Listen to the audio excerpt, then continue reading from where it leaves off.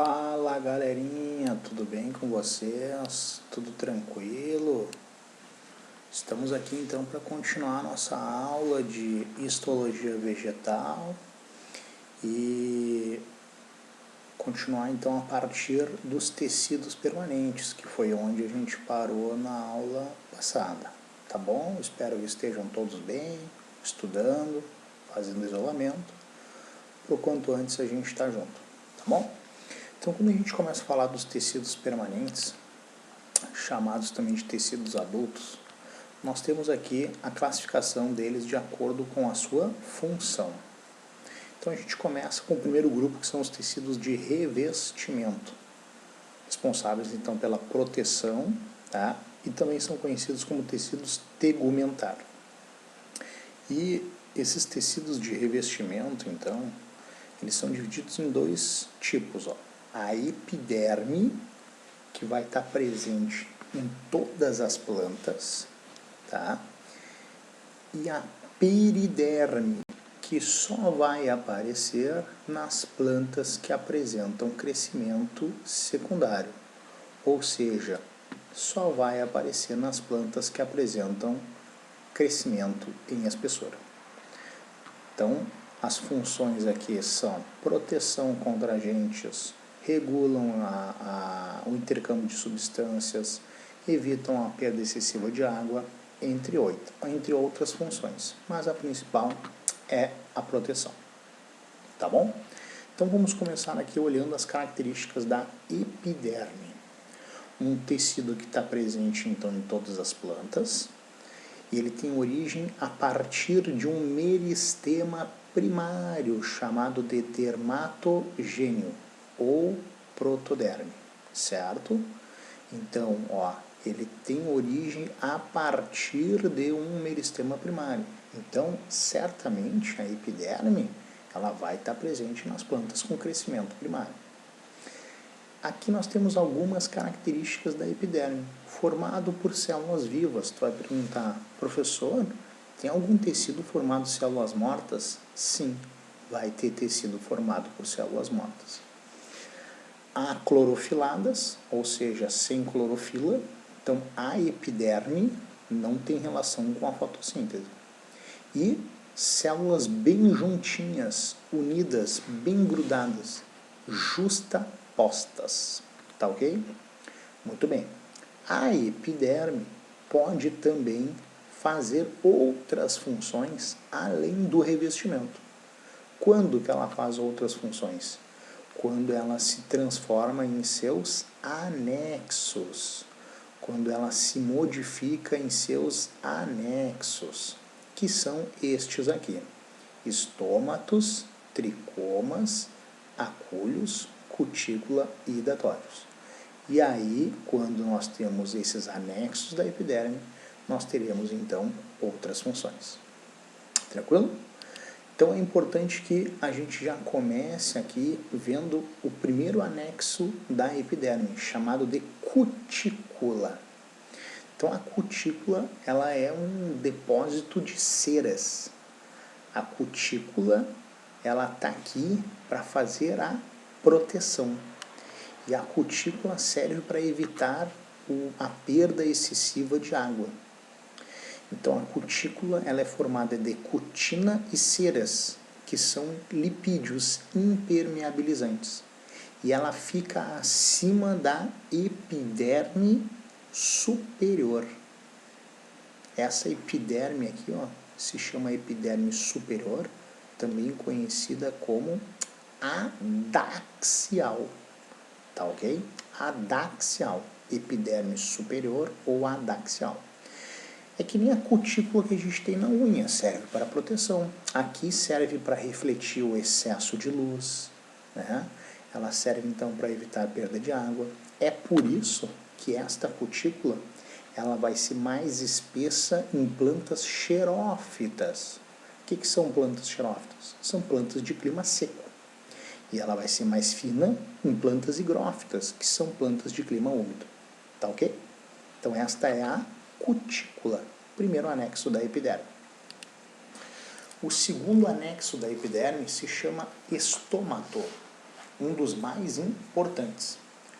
O estômato, pessoal, ele vem do grego que significa estoma, que é igual a boca, devido a este formato. E o que o estômato faz? Ele está relacionado com as trocas gasosas. Ele controla, então, saída e entrada de gases na planta.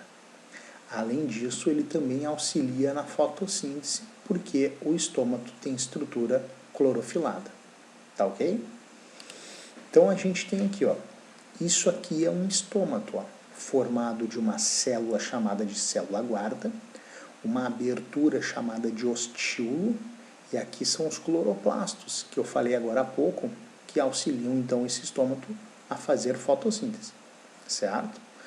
Então o que acontece? Esse estômato aqui, ele é uma estrutura regulável, ele faz então aqui uma transpiração estomática que é regulável. Por que essa transpiração estomática é regulável? Porque o estômato ele pode abrir ou ele pode fechar. E o que controla esta abertura e fechamento do ostíolo aqui, ó? Um dos fatores vai ser a quantidade de água. A quantidade de água é um dos fatores que controla a abertura e fechamento do estômago. Então, quando esta célula guarda, tá vendo essa célula aqui, ó? Quando esta célula guarda está túrgida, significa dizer que ela está cheia de água. E aí o estômato se abre para fazer as trocas gasosas com o ambiente. Quando a célula guarda está murcha, isso faz uma pressão e o estômato se fecha, certo? Então a água é um dos fatores controlador da abertura e fechamento do estômago. Além disso, temos mais algum fator?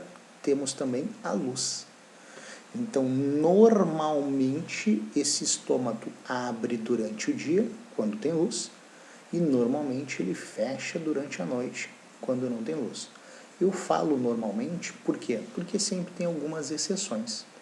Em plantas de deserto, como o dia é muito quente, esse estômago se fecha durante o dia, mesmo com luz, para não ficar perdendo água aqui por transpiração.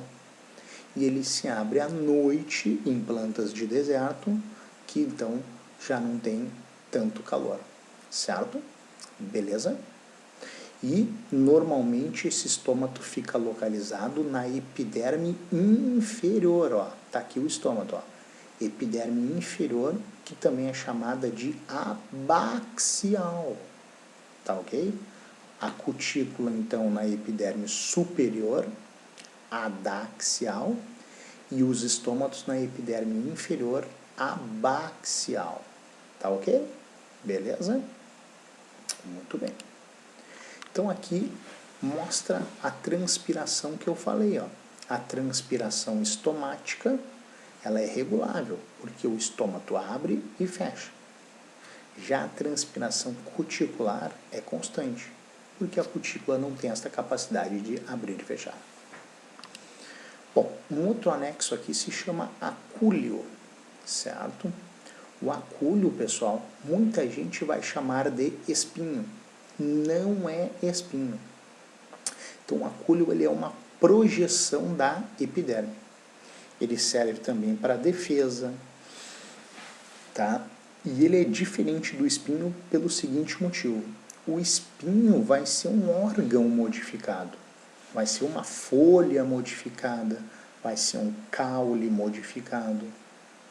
Já o acúleo, ele é uma projeção da epiderme.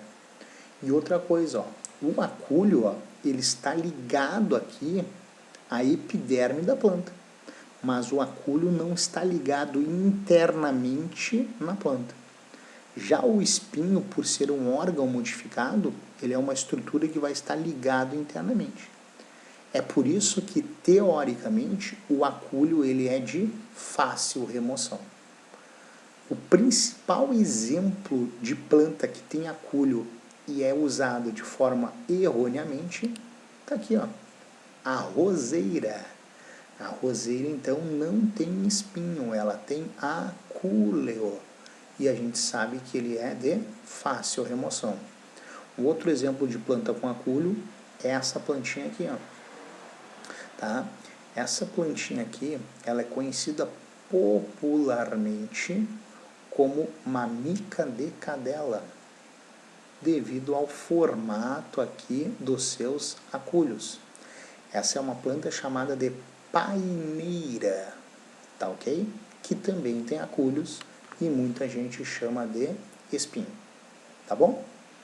Seguimos aqui, entramos em outro anexo chamado de tricomas. Tricomas estão presentes em todas as partes das plantas. E os tricomas eles são conhecidos normalmente pelos pelos. Então existem vários tipos de pelos na planta. Eu vou dar ênfase para os pelos absorventes, tá? Esses pelos absorventes, ó, eles são evaginações da epiderme. O que é uma evaginação? É algo que sai para a parte externa da epiderme. Esse pelo ou tricoma, ele serve então para absorção de água e sais minerais. Ele serve também para reter a umidade. Lembra quando tu plantou o feijãozinho no algodão? Aquele algodão era úmido, então fez com que o feijão brotasse. O pelo faz aqui a mesma função do algodão naquele experimento. Os pelos, também conhecidos como tricomas, servem também para a dispersão de sementes, como é o caso da plantinha chamada de dente de leão, que é aquele pelinho que sai voando, tá bom? E, para fazer o fechamento, a gente tem aqui também os hidatódios, que estão presentes em plantas de clima úmido. Esses hidatódios, pessoal, eles realizam um fenômeno chamado de gutação, também conhecido como sudação. Lembra, ó, a planta está gotejando, a planta está suando. E esses hidatódios só entram em ação quando o ambiente está saturado de umidade e o estômago não dá conta sozinho de liberar toda a água pela transpiração. Então, uma maneira mais fácil e mais rápido de eliminar a água seria pelo fenômeno da gutação realizado pelos hidatódios. Tá bom, pessoal? Então, aqui a gente tem os chamados anexos da epiderme. Num segundo momento, dependendo da espécie de planta, essa planta começa a crescer em espessura. E aí, quando a planta começa a crescer em espessura, como a gente está vendo aqui, ó, neste caule, quem assume a função de revestimento do caule e da raiz é um tecido também de proteção chamado de periderme. Então, a epiderme, nas plantas com crescimento em espessura, ela dá lugar para a periderme, no caule e na raiz, certo? Então, o que vai acontecer? A periderme ela é formada pelos tecidos chamados de felogênio. Lembra que felogênio é o meristema secundário, e esse felogênio, sendo o meristema secundário, ele formou feloderme para o lado interno e suber para o lado externo. O suber é a principal camada da periderme. Inclusive, muitas vezes se fala assim, quem são os tecidos de proteção? Epiderme e suber.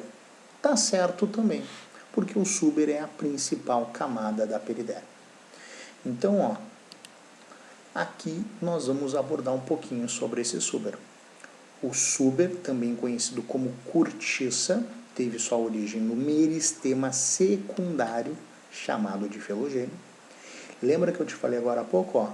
Ele é formado de células mortas, impregnados por um lipídio impermeabilizante chamado de suberina. E o que faz esse suber? Proteção, isolamento térmico, proteção contra a entrada de micro-organismos nas plantas com crescimento em espessura. Detalhe importante, O suber não está presente nas folhas. Grava isso. O suber não está presente nas folhas. Então eu posso resumir que o suber ele é formado de células mortas, cheias de ar, e ele não está presente nas folhas. Então aqui a gente tem uma imagem de um suber, tá, presente aqui nessas plantas com crescimento e espessura. Professor, suber, cortiça, periderme, então eu posso associar tudo à mesma coisa? Pode, tá ok? É que periderme é uma camada mais completa, né? Suber seria um componente da periderme, tá ok? Neste suber aqui a gente vai encontrar uns poros de arejamento. Ó, tá vendo aqui, ó? Esses poros de arejamento se chama lenticela. São poros de arejamento encontrados no suber, tá ok? E aí eu botei esse slide aqui para vocês saberem. Então, o estômato e a lenticela são poros de arejamento.